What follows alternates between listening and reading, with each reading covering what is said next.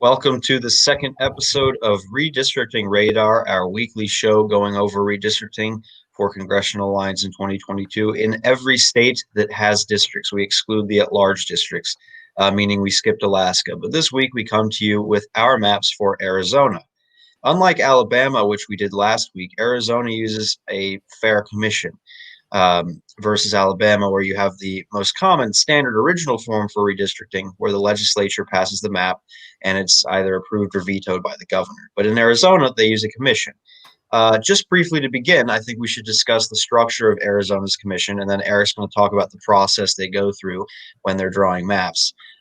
So the commission is what you would expect for a quote unquote fair commission. They have two Democrats and two Republicans, and then the chair, in this case, Colleen Mathis, is an independent who chairs the commission. And just real quick to go over the Arizona constitutional requirements, and Eric's going to, again, elaborate on how the commission ranks these in terms of importance. But the constitutional requirements that they follow for congressional and state legislative districts are that the districts must be contiguous and relatively geographically compact and respect communities of interest to the greatest extent, which essentially means following VRA and ensuring you have two Hispanic districts, most likely the third and the seventh, where the majority of the voting population and by extension, the total population is likely going to be Hispanic. So Eric, if you have anything else to say to introduce the system, if you want to talk about the process Arizona goes about in terms of redrawing maps with this commission. Yeah, so definitely. So it's a very interesting and unorthodox system, even relative to other independent commissions. So obviously, as a 5-member commission, it's very small. Technically, the independent member of the commission simply doesn't need to be a Republican or a Democrat. It could be a Libertarian, could be a Green, could be a member of any other party, but they must be chosen from a group of people. So basically, the standard they use is that of the 5 commissioners, the 2 Republicans and 2 Democrats are chosen by the legislative leaders. So both parties in one chamber get one person and then the other, and then those 4 members of the commission unanimously choose the 5th member. All of these members that are chosen have to come from a list that has been pre-developed by I believe it's a panel of judges or something along that line. So the idea is to make it unpolitical and to require that independent to be kind of the balance of power. Because they only require a minority vote or a majority vote, a simple majority, all you need is 3 members in order to pass a map. So in theory, you could have a map that all of the people agree on, or that 2 Republicans and a Democrat, or 2 Democrats and a Republican. Last time it was generally 2 Democrats and the independent member agreed on the map. So the standards that are used in decreasing order of importance. Number 1 at the very top is the VRA, has to be satisfied, and that generally means in Arizona you need 2 majority and minority districts, one that's along majority Hispanic districts, one that's along the border, kind of stretches along, has parts of Tucson, Yuma County, some other areas along there, and then one based out of Phoenix. So that's the number 1 priority. Those are the districts that must be drawn first. Then all districts must be roughly equal in population. Generally, this means they need to be 1 or 0 off of the ideal population. This isn't too difficult to achieve. You can split precincts, all sorts of stuff that enable you to do that. Following that, they need to be compact and contiguous. So generally, that means they need to be reasonably shaped. The definition of that is debatable, and they need to be contiguous, which means they need to touch. So you can't have a district that's like from one corner of the state and the other, and then nothing in between. They have to be physically connected. And just a quick clarification about what you said, just for our maps. All of our deviations in our maps are going to be below 1,000, but since we can't split precincts, it's pretty much impossible to get it down to straight 0. So I just want to clarify to the viewers that our standard is technically below the court limit, but it's never going to be over 1,000 people. It's usually correct. Less. And usually it's very easy to do this. You could easily draw like 500. Like if you have basically 2 districts in a map where you have one has 600 and one has 400, you could easily just draw even that out roughly or even it out overall. Yeah. It's not too difficult to do. 4th standard is communities of interest. Again, that's a very vague standard, but the map needs to respect them. That's the 4th biggest priority. 5th biggest priority is geographic features, cities, towns, county boundaries, undivided census tracts. Those should generally remain intact to a degree possible, although, again, that's subject to the above. So, for example, in all of our maps, I believe we split the city of Tucson because Tucson has to be split in order to have that VRA district. So, because this is standard number 6, and number 1 is VRA, Tucson has to be split. That's just how the process goes. Finally, the very last standard is if all the above are satisfied. You have a compact, equal population, contiguous, community of interest respecting, geographically consistent districts, then you can make them electorally competitive. This is in theory the standards laid out by the Constitution in an order. Although the last commissioner, Colleen Mathis, placed a particular emphasis on that 6th standard, the competitiveness, which resulted in a map that I think you can say many things about the last Arizona map, but it was a very competitive map in terms of districts being flipped and districts that are relatively within a range of competitiveness. So that is a standard it has going for it. While we're on the topic, I do want to mention 2 specific things, which is that the commission is generally considered. The commission has drawn polarizing responses. Republicans really didn't like the last decade's maps for any level. They particularly complained at the state legislative level about overpopulation and underpopulation of districts. And then specifically, there was another complaint, which was that there are only 5 commission members. And all of those members came from either Pima County or Maricopa County, the 2 largest counties in the state. I would imagine both of these issues will be actively looked at being addressed in this decade's redistricting commission. I can't imagine they would only select people from those 2 counties at this point. But those are just generally 2 complaints that are out there. They're known. And since this is, I think, only the second or third time this has been done in Arizona, it's going to be very interesting to see what the commission does, because commissions tend to be fairly difficult to predict. They sometimes create unpredictable maps because they're not bound to the same general logic of an incumbent protection or a gerrymander, to put it that way.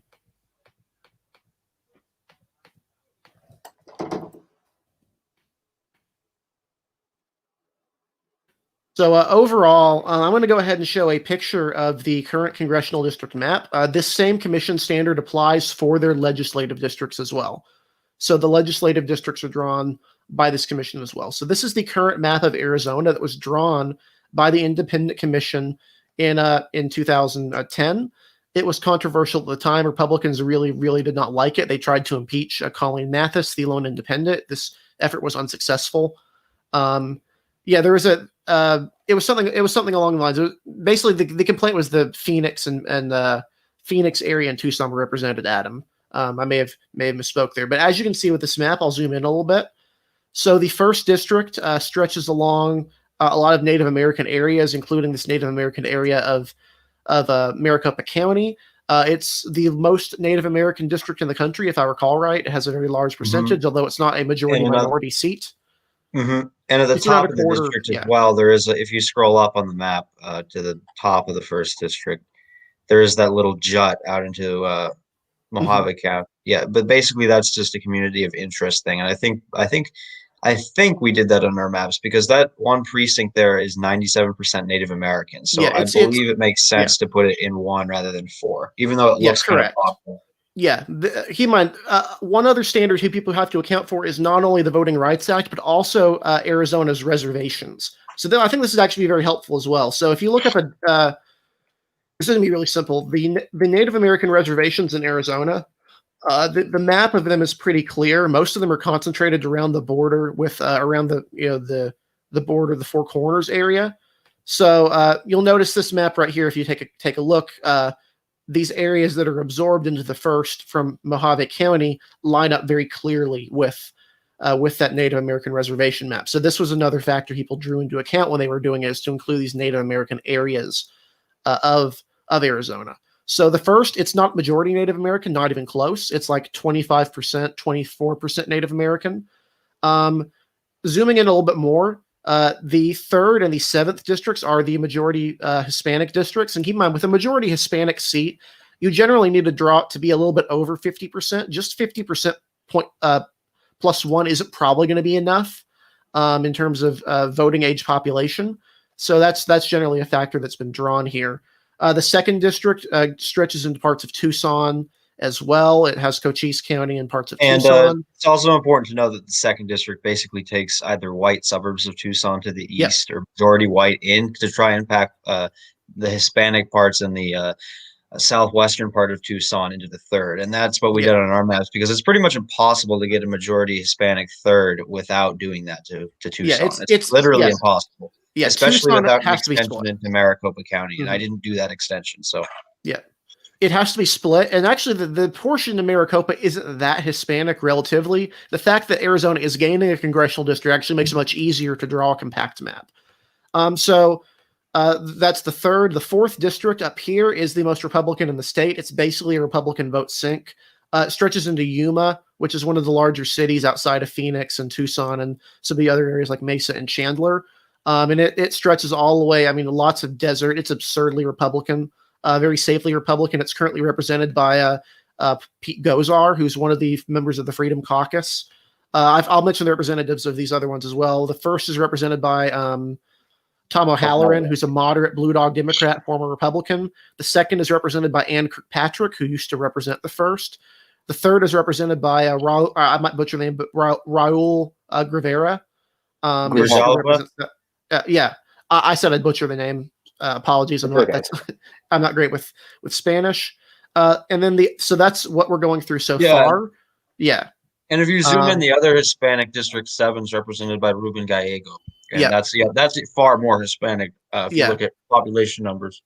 Yeah, those are the two most progressive members of the Arizona congressional map. So the fifth is Mesa and Chandler. It's another Republican vote sink. It's represented by Andy Biggs, has Gilbert, Queen Creek, parts of Chandler and Mesa, which if you're familiar with those are two very large cities that are also predominantly Republican. To a very large degree, and it contains the most Republican portions of Mesa in particular. The sixth congressional district is represented by David Schweikert, who has been kind of scandal-ridden. This is kind of the affluent areas north of Phoenix, parts of Scottsdale. It's a very basically the way that our friend Jared Stone describes it is that the fifth is the Mormons, the sixth is the affluent suburbanites, and then the eighth is the retirees. So Republicans have actually had issues in the sixth and the eighth because of those three groups have all started leaning away from the Republican Party, at least to the extent they used to be when they were drawn. So we've already mentioned the seventh, Ruben Gallego, who's represents Phoenix. It's very, very Democratic district. The eighth is portions of retirement areas, that are out in the Valley of the Sun, areas that are very, very, very Republican or used to be. But again, it's like a lot of rest of Metro Phoenix. It's trending a little bit away from the Republican Party, but still a very safely Republican seat. Finally, the ninth is probably the most interesting in the state in terms of when it started. It was drawn as a fairly competitive district. So basically, it was drawn to be a moderate seat in the Phoenix area that would probably elect a white representative. And the representative that elected was Kyrsten Sinema, who would later become senator. Its current representative is Greg Stanton, who was the former mayor of Phoenix. It's gone from a district that Republicans used to have a shot in to a district that leans pretty solidly Democratic at this point. Not entirely so, but it's very similar to if you're familiar with the districts represented in the South by people like Jim Cooper and John Yarmouth. It's about the same range of that. Theoretically winnable, but it's basically out of reach for most Republicans at this point. So the baseline of this map resulted in actually Democrats winning the state's congressional districts in 2012, despite losing the popular vote. Republicans took back majorities in 2014 and 2016, but then lost their majority in 2018 as the second congressional district, represented by the vacating Martha McSally, who became a senator, flipped to the Democratic Party. So now there's a 5-4 map. So what makes Arizona interesting is that this cycle is that it is gaining a congressional district. This is rock solid. Unless you were to drop a nuclear bomb in the middle of Phoenix, it's going to be gaining a congressional district. So this is very set in stone what's going to happen. So the addition of a new congressional district really makes things interesting in terms of how the maps are going to be drawn. So I anticipate all of our maps might look a little bit different. Because predicting a commission is it's kind of a fool's game in some ways. They do have I've seen all of our maps already before this, and they have some similarities, mostly things that are done to preserve the VRA requirements, or we did preserve communities of interest when we're looking at Native American reservations. But yes, I think we all took slightly different approaches to how we drew our maps for sure. So who wants to go first in terms of showing their map? Oh, why don't you go first, Eric? Because Okay, sure. I think we typically last time the order was you, me, and then Armin. So we might as well maybe do that again here if Armin's okay with that. You good with that, Armin? Yeah. Yeah, all right. So, Yeah, sounds so good. basically, yeah. So I went through 2 iterations of my congressional map. Originally, my map was kind of the idea was going to be make it as compact as possible. I eventually realized this is probably not likely to happen. There's various reasons for that, and so I went on to a map of least change, is what I would call this. So you'll notice this map right away has similarities to the current map and differences. So what are the similarities to the current map? The first congressional district remains a competitive Native American district in many ways, as a large Native American population, and actually takes in more Native American reservations because it takes in right here this reservation right here. If you look at the demographics here, yellow is Native American. It takes that in. It's not a huge deal because it's kind of offset by these Republican areas, but it actually gains. It goes from there. The second, I try to be a little more compact in avoiding having Yuma County be split, Pima County be split 3 times like the current map does. There's no need for that. So it's actually only split once here. And you'll notice again that Tucson is split here, although the split is fairly minimal. You'll notice the majority of Tucson is in the 3rd congressional district. So if you look at this right here, you'll notice most of these areas are kind of these white suburban areas. You'll notice that my district does have it's a little bit high on the deviation front, but that's just because there's so many precincts here that are large. It's hard to do that. But the way I've done this is that it's easy for me to even out these districts. So if you needed to draw areas from them, it's all feasible without violating the map's integrity too much at all. So the 3rd, again, remains the Hispanic district. It's 51% voting age population. If you use total population, it will be a little bit higher, and that's the standard that's generally used. CVAP will tend to underestimate Hispanic voters, but given it's above 50% there, shouldn't be an issue. Very Democratic district. You'll notice it draws in the Native American areas and draws in parts of Yuma, similar to the current map. The 4th district right here is very similar, although this time it draws in these rural areas of Maricopa County that really didn't belong. You'll notice these are mostly Republican-leaning areas. Sticking them into the 3rd congressional district really wasn't necessary at this point. When I was drawing this, I didn't have party affiliation on. I drew this with complete blinders on in that regard, but that was something I kept in mind. It also has all a Flagstaff area, so there's no more of the split there. I really evened out some of those party splits. Phoenix is where some of the districts start to really change. So the 5th district here is actually really new in design. So the 5th stretches from portions of Tempe up into areas of Phoenix. And if you look at them, you look at where these look like presidential results, really tells the story. It's a pretty Democratic seat at this point. Around Democrat, even Doug Ducey wouldn't have won the seat. So I didn't consider renumbering here. I could have done that, but it was just too much of a hassle considering there's a 10th district to think about. So this is a district that Democrats technically flip, but it's not really a flip in that sense of the term because it's just absorbing new territory. The 6th is very similar to the current 6th congressional district. It's absorbing those Republican areas north of Scottsdale and Phoenix. And it's not really, it's a Republican district still, but it would have been relatively close in some races like the Senate election. The 7th here is a very Hispanic district, again, 52% voting age population. It also contains all of downtown Phoenix, right around here, Central City, lots of areas. I try to keep an eye on keeping city blocks relatively intact. So this is a very Democratic seat. It'd actually be the most Democratic in the state by a wide margin. The 8th district here is, again, very similar to the current one. Lots of those retirement areas, communities like Glendale, Peoria, Sun City, Sunrise, or Surprise, those sorts of areas.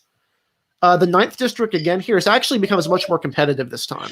So it goes to a pure toss-up seat. It would have been won by Hillary Clinton by around 0.2% of the vote.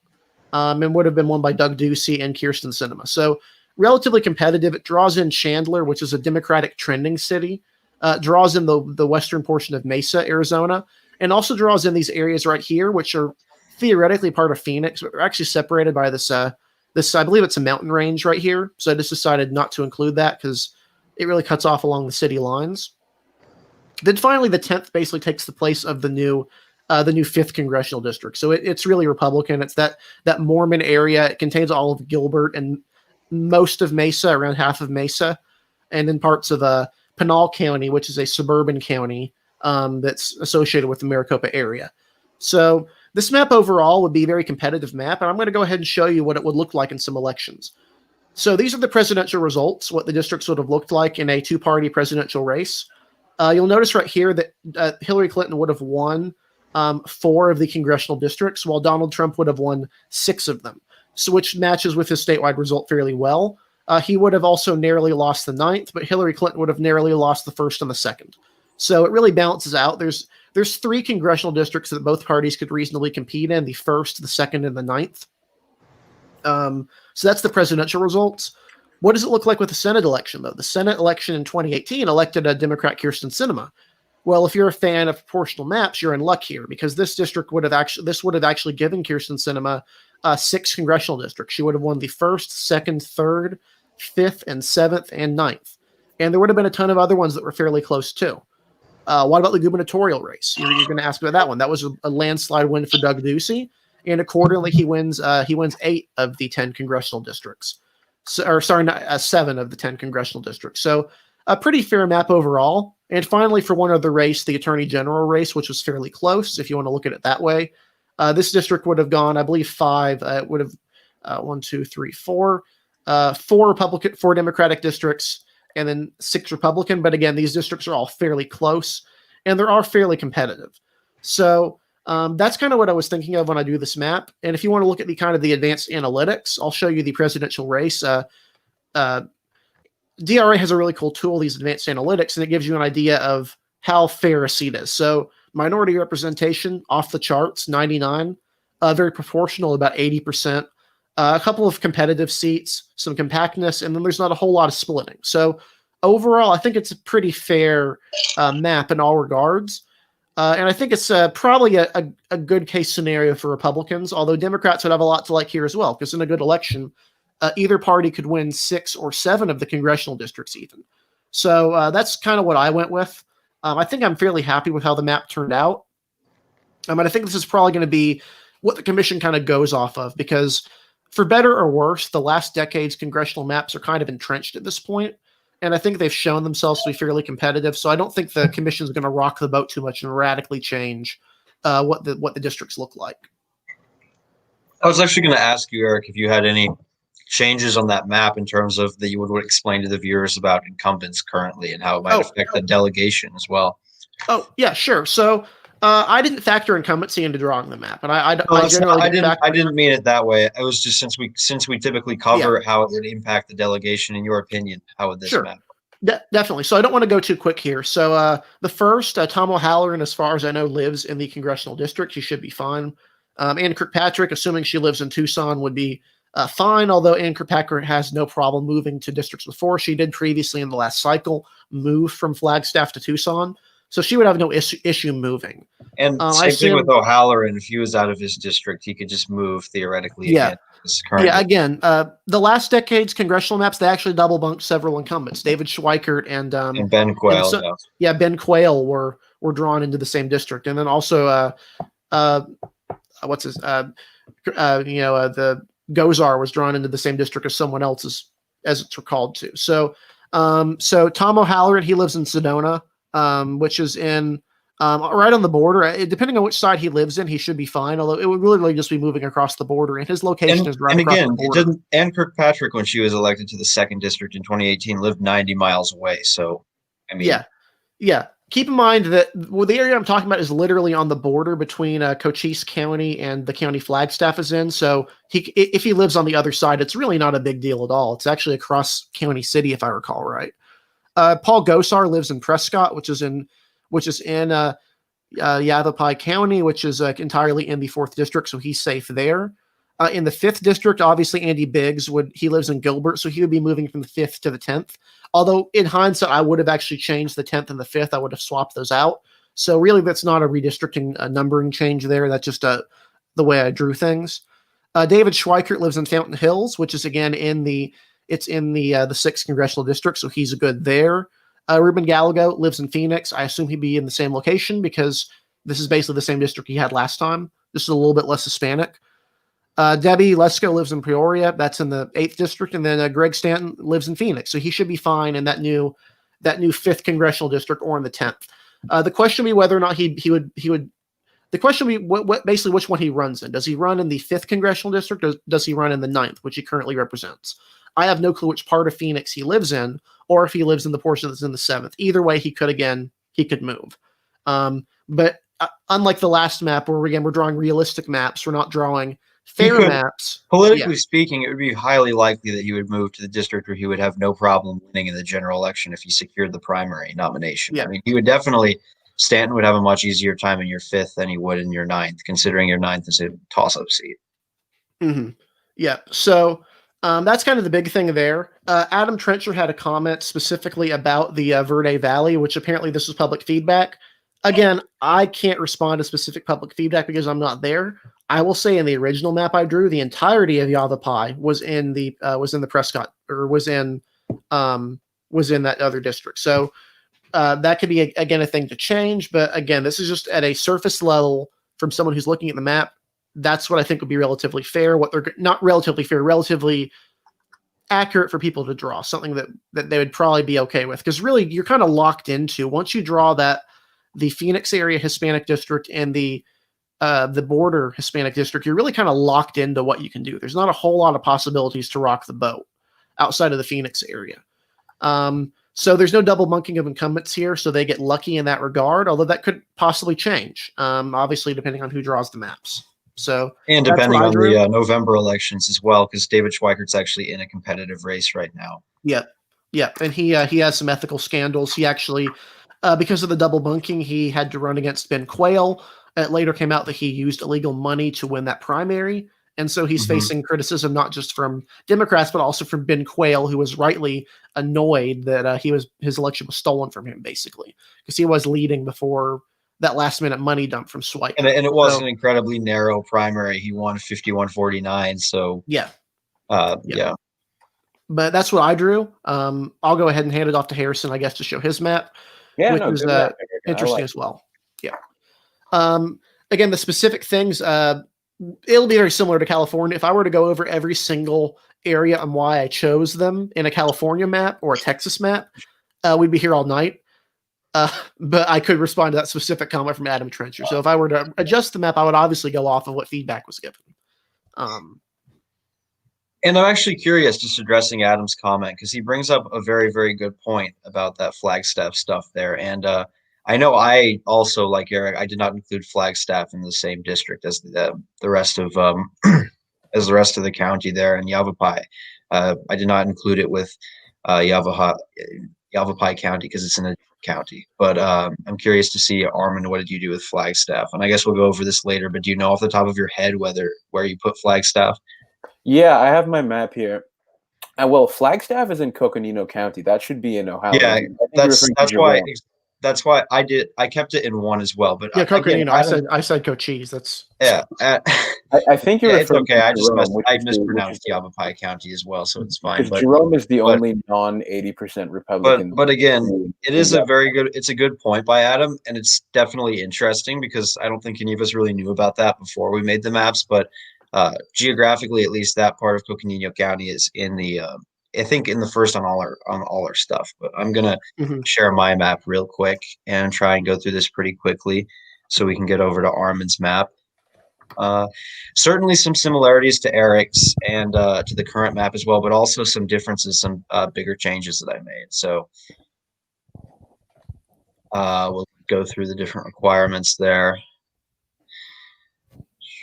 So first off, in the first district, I did include, I know this jut looks a bit weird going here, but as you can see, it's 97% Native American. And Eric did this as well, even though it could be more compact if you simply included this one voting district with the fourth district. But it's communities of interest. So you want to definitely keep because if you look at it is, yes. So if you look at the communities around it, you've got barely any Native population there, but right next to it, you have a continuation of preservation. So it's important to keep it in the first district. As you can see here, it's currently in the first district. That's the only part of Mojave County I included. I didn't need to include a little jut that they currently have in Mojave, in the northern part of Mojave County in the first district. Obviously, Apache County and Navajo County, if you want to turn on the lines, they're almost entirely in the first district. I expanded the fourth district to take in more population because I redesigned the eighth district. So this is a different approach I took that's different than Eric's. Again, we have a similar situation to Eric here. The Yavapai Coconino County border. O'Halloran lives right about here in Sedona, so right on the border. So same thing with Eric. I did not take where incumbents lived into mind here, and I tried to avoid looking at the map from the last cycle because I wanted to focus on following the rules, like Adam said. And again, Adam brought up another good point, that the commission is legally barred from looking at the old map. So I tried my best to avoid doing that. But again, O'Halloran could move to this first district here.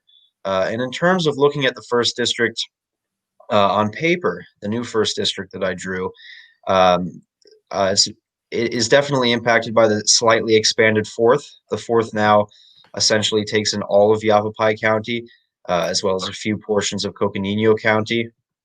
It also avoids swinging all the way down through Maricopa because that's actually where I included my new 10th. Oh, God. Oops. Sorry about that.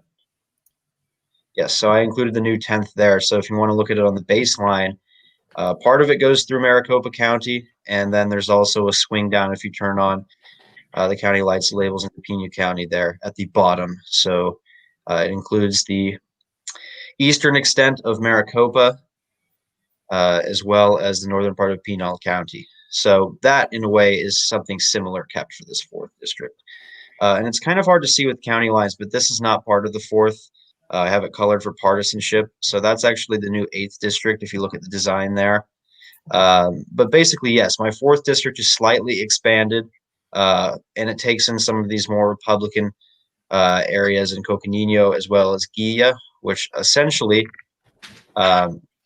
makes the first more democratic, albeit only slightly, but it does make the first more democratic. So if we compare it against the current first district, this was essentially a Trump +1 seat, but this drawing of the seat is Clinton +1. So slightly more democratic.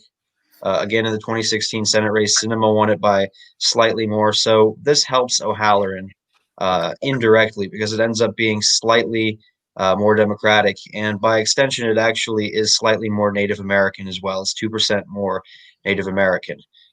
So that's important here looking at it. And that's 2% more for voting age population and total population. So the first district, it is still competitive, though. If you look at the composite from 2012 to 2018, pretty much a toss-up. I would say it tilts towards the Democrats, but it's definitely winnable for the Republicans in a really good environment. Not out of the question. And if we go down to the second district, again, the second district has many similarities to the current second district. It takes in Cochise County. I also needed to make the third majority Hispanic, so I focused on taking the white areas surrounding Tucson. I would pretty much went on demographics and took the center of the city and the southern part of the city, as well as the rural Native American areas in Pima County, and included those in the third. So Tucson is split very racially. You can see here roughly this clean tendril along with the eastern part of Tucson, very heavily white. But if you go here in the center of the city in the south, very heavily Hispanic. So that was the goal there.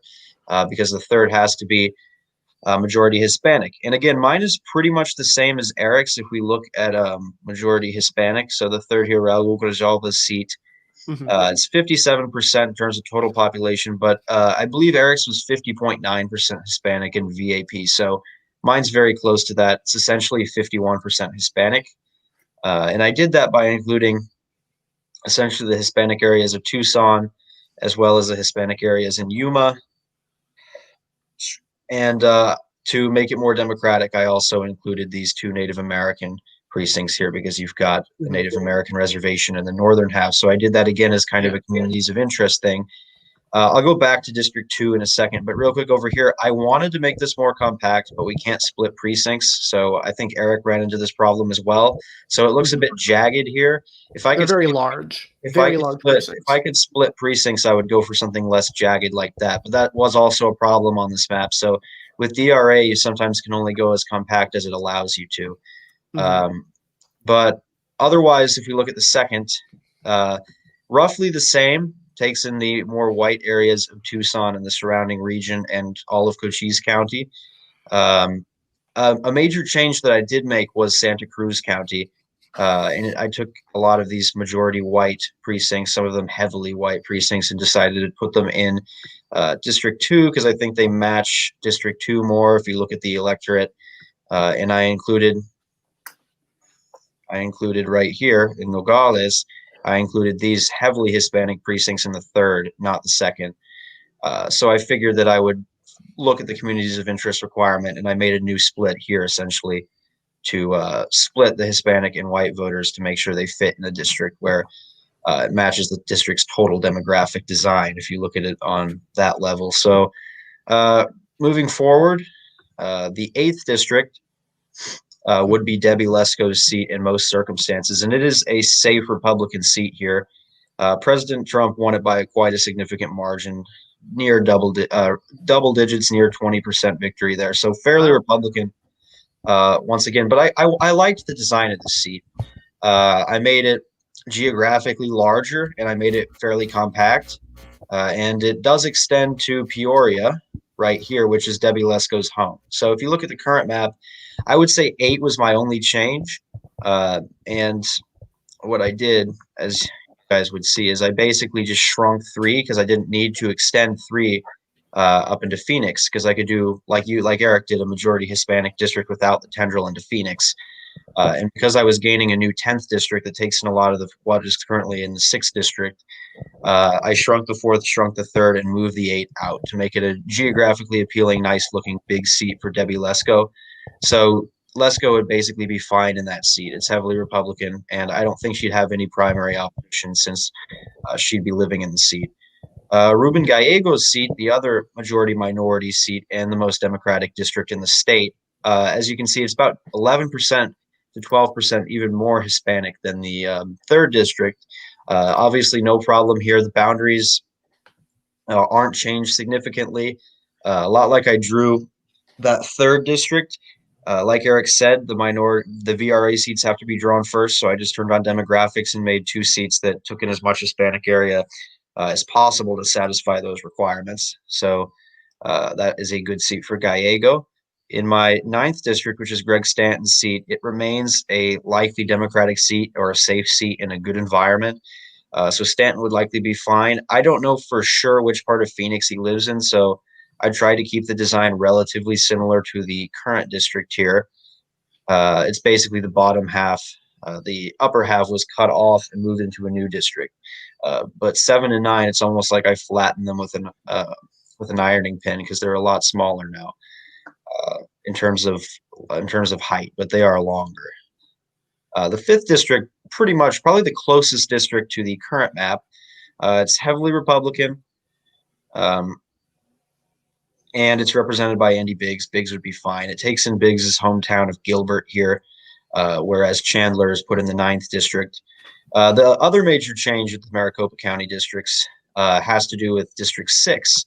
I essentially took the Democratic parts of District 6 and made a separate district here, which leans Democratic, but as you can see, a Democrat like Sinema would have no trouble winning this district.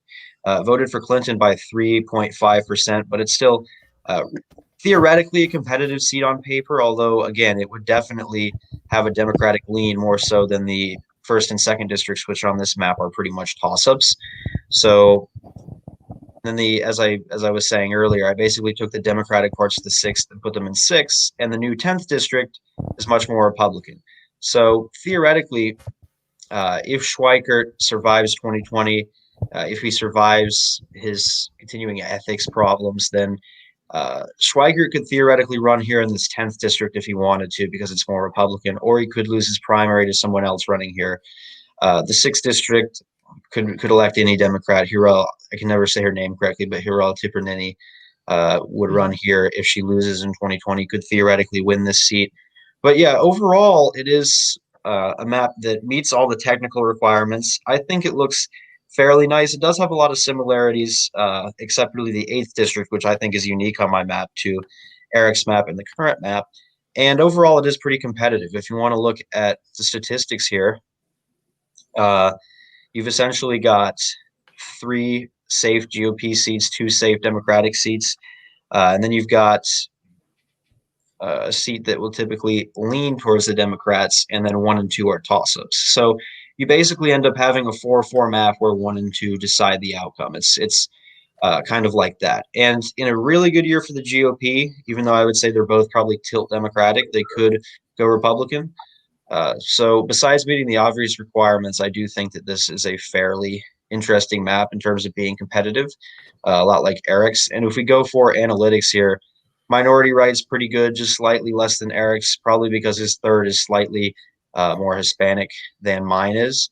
Competitiveness is not as good as Eric's, but it's still, in my opinion, enough to yield some very interesting races. Proportionality is very high here.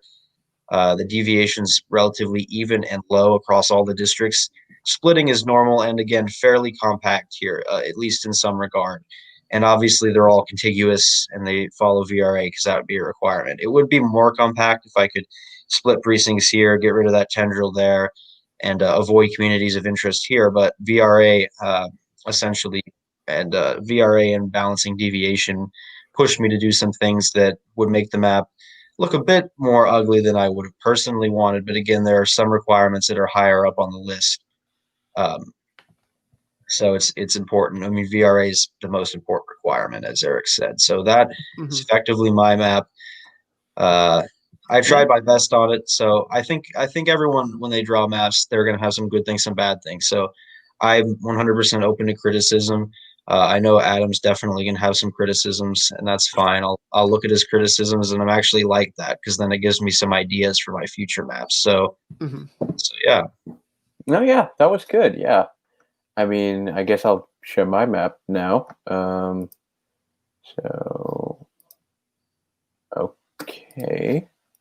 Real quick, just to oh wait, I meant to address something real quick. I just saw one of Adam's comments about the Santa Cruz split. Besides being VRA compliant, I just think it looks nice, and I think I mentioned it earlier, but it also pretty much, if you split the county in half there, I think it more evenly balances the electorate in both halves because it's pretty much split in half diagonally between Hispanic precincts and white precincts. So I think not only does it ease VRA and look better, I also think that it, again, it's not required under that community of interests clause, you could say, but I think it's interesting. But again, I appreciate Jackson and Adam watching this because I'm serious when I say that I like getting criticism for my maps because I think it seriously gives me some things to improve, different perspectives. But yeah, we really appreciate you guys watching and commenting so often. So yeah. So and one very interesting nice. thing I wanted to mention is that someone had asked the hypothetical question: is it possible to have a Dave's Redistricting app map where you have an 100 in every category? And the answer to that is no. It's not possible. No, it's I don't think so. You have to be extreme on some stuff if you want to get in 100. Like if you want an 100 VRA in North Carolina, you got to have like 5 or 6 VRA seats, pure VRA. I mean, like it's I don't incredible. think it's possible to get into the hundreds without a computer algorithm. Yeah. I mean, it's really hard to even get in 100. No, but the thing I like about Adam's maps is some of the gerrymanders he draws are just very impressive in how they're done. I mean, they're just very interesting to see how some of his southern maps of how he's managed to get quite a few Democratic seats that you normally wouldn't get while still being contiguous and following all the rules. It is interesting. So yeah. Yep. So let's go ahead and get to Armin, do you want to show us your map? I'm interested to see how similar it is to our map so far. Yeah, because I'd seen Harrison's before this, but I have not seen Armin's. So yeah, sure. Okay. All right, we got it. Wonderful. So here is my whole map. I guess we should go district by district. So fundamentally, what I tried to do here was, again, try to like not mess up what the commission has done, because I think the commission has done a pretty good job. with the map, and you have to kind of put a 10th district somewhere, and it's going to be in the Maricopa area, which is around here. The other areas have had pretty stable population change. Yeah, over the last I few think that's decades. pretty universal that it has to be in Maricopa. I mean, all three of us drew at Maricopa. That's where you're seeing the biggest population gain in the state. Mhm. Right, yeah. I mean, the whole population of Arizona is like 7 million, and Maricopa's 60% of that right there. So yeah, it's very hard not to. I mean, do that. it's fun when you're driving Ooh. through Arizona, essentially beautiful landscapes, but like Yeah. much of the West, just empty and empty for miles and miles, especially through put that. those counties back on. I'm interested in that fourth you drew. That's an interesting way to draw. I do like. I'm going to let you explain, but I do like this map so far. It looks very clean and compact. I think it's good. Yeah. So if we're going district by district here, so the first is obviously if we put it on, it's actually, in terms of the total population, it's not majority white, but the voting age population is, and it's 24% native. And if you take a look at the demographics here, just take the counties off, you can see that the first basically takes in a bunch of these native reservations here, and it takes in some red rural areas here too. But I mean, with a goal of trying to preserve what the commission has done, I don't see anything wrong with that. And O'Halloran, if we're going for incumbent protection, he's going to be fine, barring a really red year or something. Or he gets unseated by a progressive challenger. Oh, yeah. And Eva Patsova did fairly well, 41%, won 3 counties actually. Yeah, and so it does go into, I guess you could say, Phoenix suburbs, because there are some native precincts here. I think there's some reservation here. I don't know what it's called. Yeah, that's a reservation. Yeah, so I gave it to O'Halloran. It's the Gila River Reservation. Yeah, I think so. And so he lives in Sedona, which is, I can't find it on the map, but it's somewhere around here. But I mean, even if Sedona is not in the district, which I'm pretty sure it is, he can just move because this area is still 95% of his old seat. Now, with respect to the Coconino-Yavapai split you guys were talking about, I decided to put Jerome in the first, because if you take a look at the partisan lean here, you can see that Jerome is one of the few areas of Yavapai County that isn't, ridiculously Republican. And counties out in the West, like Arizona, are really, really big and really, really, really low density. So from a COI point of view, I'm not so distraught when I, take a tiny little bit out of them like this, versus taking it like a precinct or two out of a county in, say, Iowa or Minnesota. Mm-hmm. And so O'Halloran gets this bit of Jerome. He gets this native precinct here. I forget, is it the Navajo that's here and the Hopi that's here, or is it the other way around? Yeah, Navajo are on the border of Utah, and then the Hopi are on the border of Mojave and Coconino. Right. Okay. But I'm actually very curious. I mean, all three of us did that with that little jut into 4, even though it's not very compact, but to protect the communities of interest. And I would be very shocked if they didn't do something like that to keep Native Americans together in the new map.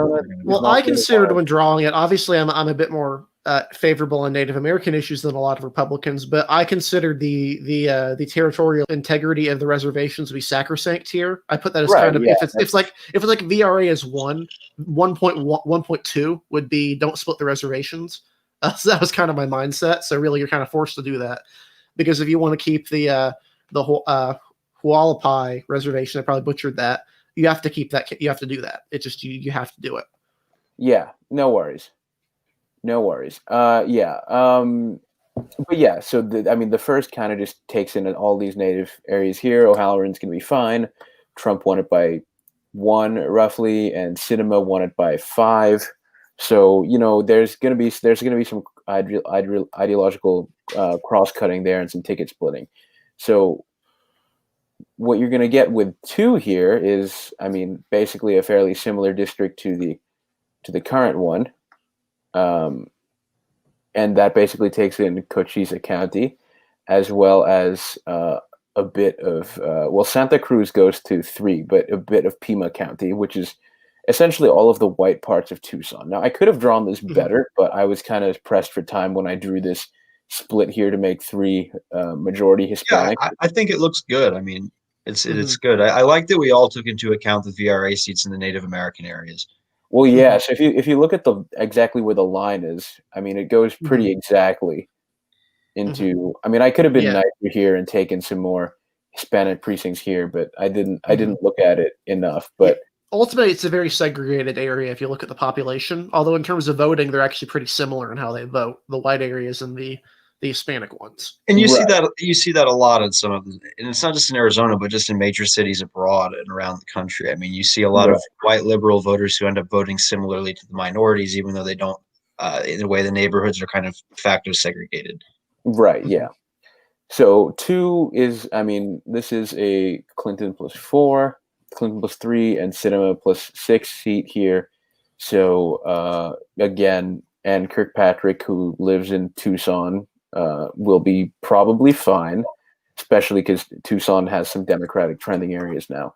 So now you go to 3, which took me a little bit of time to draw because I did not want to make it go all the way into the Phoenix area. So basically what I did is I took in basically all of those majority Hispanic precincts on the border, the Hispanic parts of Tucson, the Hispanic parts of Yuma, and then just some random rural precincts out here that kind of just are there for population balance. And so I don't like using DRA's CVAP metrics because, I mean, it's an estimate. It's not fully accurate. And I mean, the voting age population is usually if you can get over 50 and voting age, it's most likely going to be fine. It'll be outside the margin of error. CVAP is lower, especially for Hispanic districts than otherwise. I mean, it tends to underrepresent minorities to begin with, but exactly. If you have 50% CVAP, if you have 50% CVAP, you have over 50%, as the whole population. Especially in a place like South Arizona, where there's probably an absurdly high amount of, illegal immigrants and people who are not, voting eligible.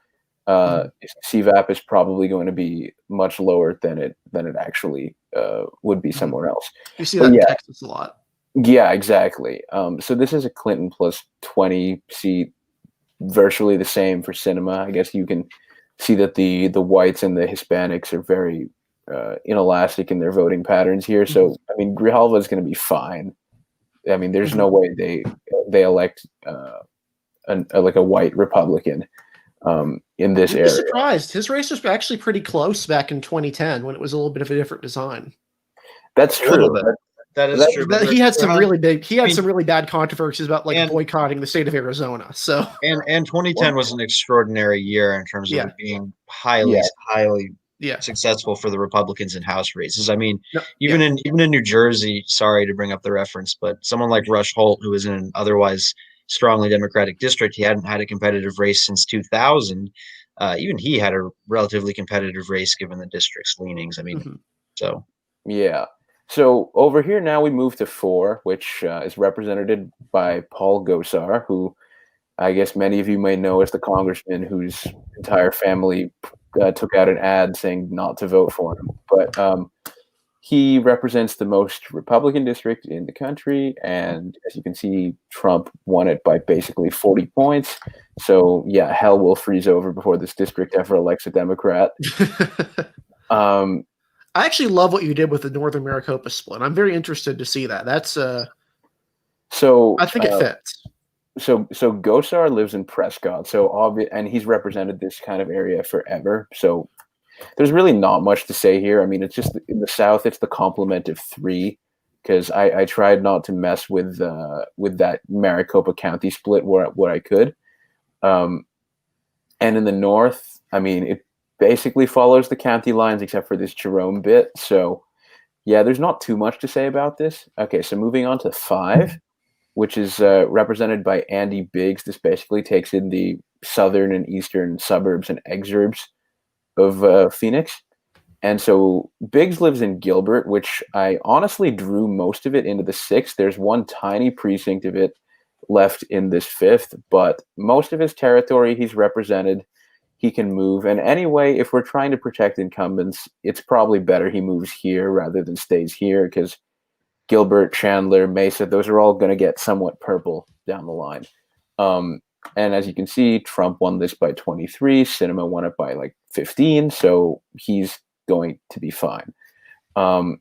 Now 6 over here. I mean, Maricopa is where most of the interesting areas are, because I mean there are lots of big precincts that you can move around. So 6 is historically the Scottsdale Fountain Hills one for Dave Schweikert, and so this becomes a little bit of a safer seat, because I think it's Trump plus 11 now, and even Sinema lost it. So probably, even with all of his ethics scandals, he'd probably still win. But I mean, if you take a look at the partisan lean, you can see that he's got some blue areas. He's got some bluing areas down here, and this is with the 2016 map. Here, why don't we turn on what it would have looked like for Sinema? See, yeah, lots of blue here. That lots of Trump Sinema voting here. So that long term could put Schweikert in some trouble. But for the if he survives a primary challenge. Right, exactly. The return of Ben Quayle. Yeah, exactly. So 6, I mean, it basically just takes in a bunch of northern suburbs and exurbs of Phoenix. So with 7, we get our next VRA seat, which is for Ruben Gallego, and it's 58% Hispanic. Not really much to say here. I mean, Sinema plus 40. Clinton probably won it by a similar amount. Very blue. Yeah. No. Also the largest African American population in the state as well, over 10%. Really? Yeah. Wow. It is. Yeah. That is an interesting fact to note. Yeah. Well, I mean, there's really not much to say. It's a pretty blue district. Gallego or whoever wins it's not going to have any problems here, unless the GOP finds a way to appeal to, urban core Hispanic voters. So I guess moving on to district number 8, this becomes, I guess, the old Trent Frank seat. It's now Debbie Lesko. Lesko lives in Peoria, which, as you can see, is in the heart of the 8th. And this takes in Surprise, Peoria, Glendale. This is, all of those retirees that Eric was talking about, Sun City. And so you can see Sinema came fairly close. I mean, it's Trump plus 14, so it's not ridiculous to say that a Democrat could win it down the line, but it's going to be a lot of retirees. Yeah, it's going to be a very heavy lift. Like it's going to be like Florida 16 or Florida 18. One of those, reach seats with a lot of retirees. Kind of, it gives in a Sun Belt state, kind of similar like that. Lesko, she's very right wing, but she's not, a Nazi or a pedophile or anything. So she's gonna hold this. Yeah, literally every member of the Republican delegation in Arizona, except for Martha McSally, is a member of the Freedom Caucus. So yeah, that is true. Yeah. So moving on to 9. 9 is the interesting seat here. 9 basically takes in some of the less red areas of the old 5th, and then couples them with some blue areas here, and you get somewhat of a swing district. You get another Trump Sinema district. And Greg Stanton could run here if he wanted to. I mean, he could also run in the 10th as well if he really wanted to. 10th is going to be a bit safer, but 10 years ago when this was drawn, this probably would have been like a likely R seat, but now it's, I'd say it's personally a lean Dem seat at minimum, just because of the way the trends are going. I mean, who was the last Republican to represent a district that looked vaguely like this? Do any of you guys know? Would that be maybe Jim Kolb? No, Jim Kolb was the second. Colby, he was from Tucson area. Yeah, Tucson area. Frankly, I don't know. There's really not been a lot of I have the redistricting atlas up. So good man. So the from what you've drawn here, if I can you zoom in a bit, on your map, Yeah. just so I can see? What do the cities actually look like here? I'd be interested in that because it looks like Tempe and Scottsdale. The Yeah, Scottsdale so split in 10 is particularly interesting. so Jeff Flake used to represent a sixth that was basically your ninth combined with the fifth. That makes sense. Yeah, and those lines were in place until 2011. So yeah, because this sixth was the old fifth, and this was. And the then old before that, if there was one that was just exclusively there, the old fifth in the lines that were held back from 2003 to 2005, which would have been J.D. Hayworth, that actually extended. If I can quickly share my screen. Yeah. Just to answer your question. This is the closest I can get here. This fifth, the tendril down here, is basically the same as your current ninth district. Takes in the same area right there. So that was Hayworth's seat, and back then, obviously, easily Republican. So right, yeah, makes sense. So you can continue. I just wanted to. Put your map that's back our up. There 9. And so now finally we move to our 10th seat, which I basically just squished into every other seat. So I guess this takes in the white side of downtown Phoenix as well as downtown Tempe and Scottsdale. It's surprisingly majority white, although it is 32% Hispanic. So, it is definitely the type of place that, perhaps some kind of insurgent left-wing challenger could, in theory, make some kind of inroads in. But, Sinema plus 40 almost, Clinton plus 30. This is going to be a safely Democratic seat. So I guess when you look at the map in aggregate, it has 4 Clinton won seats, which are 2, 3, 7, and 10.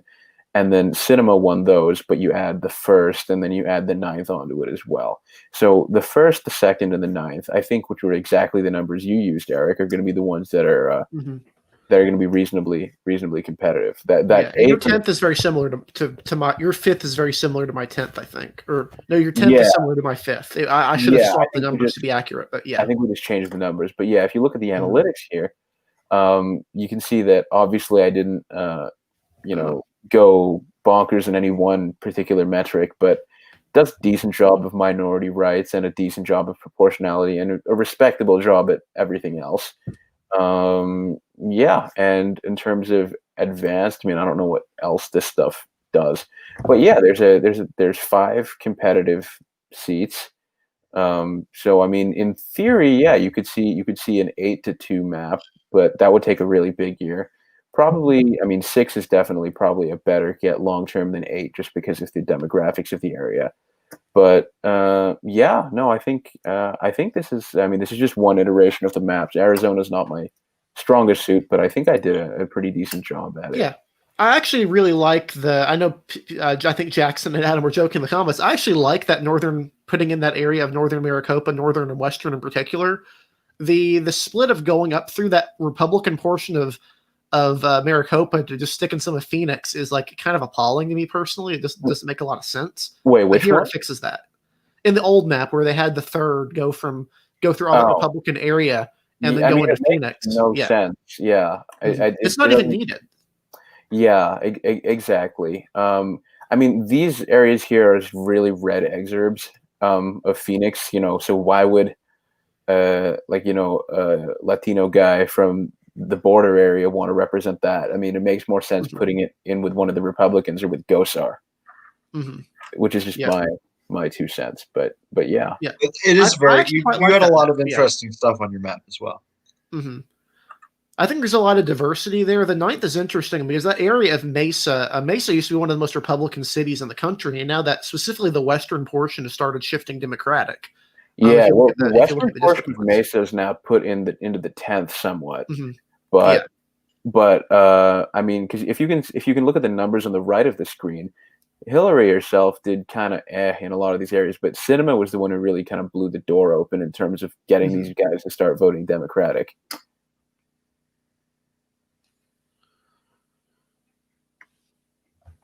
But yeah, it's good. So again, we're about to wrap up this episode, but thank you very much for following. Thank you very much for watching and viewing this episode, and thank you for following all of our Elections Daily content. So just a real quick forward to next week. We have Arkansas next week. It's going to hold at 4 districts, so it's going to be interesting. Arkansas is notably one of the southern states, the few southern states that does not have a VRA seat.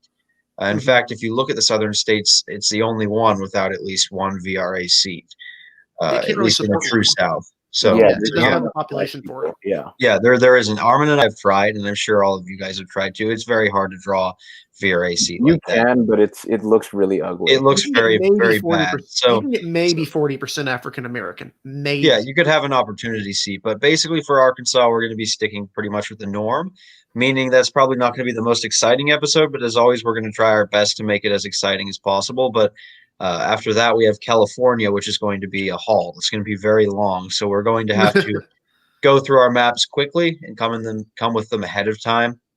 But we're going to get through California. It's going to be hard, but we're going to get through it. It'll probably be a longer than expected episode, but we are going to do that. So Arkansas is kind of like the lame duck week. We're also going to start working on our California maps this week. I've never drawn one before because of how big it is, but it's work. It takes a lot. I am so glad they added in the ability to change numbers, because I've legitimately started maps of California and got done halfway through because the numbers are just messed up. And I'm like, how am I supposed to compare what seats are which? Because the numbers are just messy, but now you can change them. Also, we need to agree on California, because there is a possibility it loses 1 or 2 congressional districts. That changes things. Yeah, that really either that changes or it just stays where it is now. Yeah, so we'll have to agree on that. We'll keep you posted. I'm actually going to stick up for Arkansas. My Arkansas map is going to be very interesting, and I think you'll appreciate it. I think it's going to be a more interesting state than you think of to draw, because the 2nd district there, French Hill seat, is more competitive than it should be. You're basically undoing a Democratic dummy bander, is what the next decade's going to be in Arkansas. You're right, because when they did draw that, they were trying to keep the ancestral Dems in Mike Ross's district instead of fourth back then. Democrat. But obviously, that doesn't work. Yeah, people like Mike Ross and Boren across the border don't exist anymore. So but again, like Harrison said, thanks for watching. If you like what we're doing, be sure to subscribe to the channel. We're posting this every Wednesday at 7:00 for the foreseeable future with these maps. You're gonna love the California episode. Trust me, that's gonna be.